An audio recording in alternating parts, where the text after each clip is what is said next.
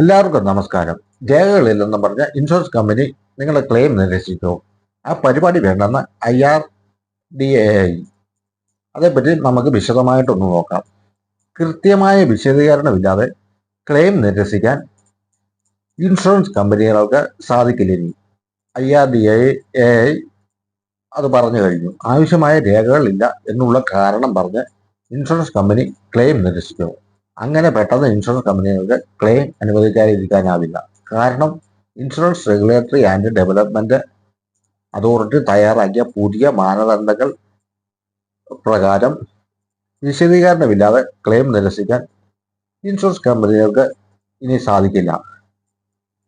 അതായത് ഏതെങ്കിലും രേഖ ഇല്ലെന്നുള്ള കാരണത്താലാണ് ക്ലെയിം നിരസിച്ചതെങ്കിൽ ഏത് രേഖയില്ലാത്തതിനാലാണ് നിരസിച്ചതെന്ന് ഇൻഷുറൻസ് കമ്പനി കൃത്യമായ രേഖ സഹിതം കാരണം നമ്മളോട് വിശദീകരിക്കണം. രേഖകളില്ലെന്നുള്ള കാരണത്താലും വിവരങ്ങൾ കമ്പനിയെ അറിയിക്കാൻ വൈകി എന്ന കാരണം പറഞ്ഞും ക്ലെയിം നിരസിക്കാനാവില്ല എന്നും IRDAIയുടെ ഉത്തരവിൽ പറയുന്നുണ്ട്.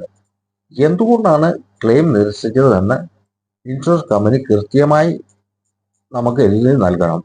ഇത് കൃത്യമായി പരിശോധിച്ച് വ്യക്തത വരുത്തി ഇൻഷുറൻസ് കമ്പനിയുടെ ഭാഗത്തു നിന്ന് എന്തെങ്കിലും വീഴ്ച ഉണ്ടെങ്കിൽ നിയമ നടപടി നമുക്ക് സ്വീകരിക്കാം. കഴിഞ്ഞ വർഷം IRDAI പുറത്തിറക്കിയ മാർഗനിർദ്ദേശപ്രകാരം പോളിസി ഉടമകൾക്ക് കൃത്യമായ പേപ്പർ വർക്കുകളുടെ ബുദ്ധിമുട്ട് ഉണ്ടാകാതിരിക്കാനുള്ള നടപടി സ്വീകരിക്കണമെന്ന് നിർദ്ദേശം ഇൻഷുറൻസ് കമ്പനികൾക്ക് നൽകിയിട്ടുണ്ട്. ക്ലെയിമുമായി നേരിട്ട് ബന്ധമുള്ള ആവശ്യ രേഖകൾ മാത്രമേ ഇൻഷുറൻസ് കമ്പനികൾ ആവശ്യപ്പെടാവൂ എന്നും പറയുന്നുണ്ട്. പോളിസി ഇഷ്യൂ ചെയ്യുന്ന സമയത്ത് സ്റ്റാൻഡേർഡ് ചെക്ക് ലിസ്റ്റുകൾ നൽകുകയും അവർ ചെയ്യണം. ഇതെല്ലാം IRDAI വളരെ പറഞ്ഞു കഴിഞ്ഞു. നഷ്ടപ്പെട്ട രേഖകൾ ഏതെല്ലാമെന്ന് തിരിച്ചറിഞ്ഞ പോളിസി ഉടമകളെ ഇൻഷുറൻസ് കമ്പനികൾ വേണ്ട വിധത്തിൽ സഹായിക്കുകയും ക്ലെയിം കാലതാമസം ഇല്ലാതെ ലഭ്യമാക്കാനുള്ള നടപടികൾ സ്വീകരിക്കണമെന്നും നിർദ്ദേശങ്ങളിലുണ്ട്.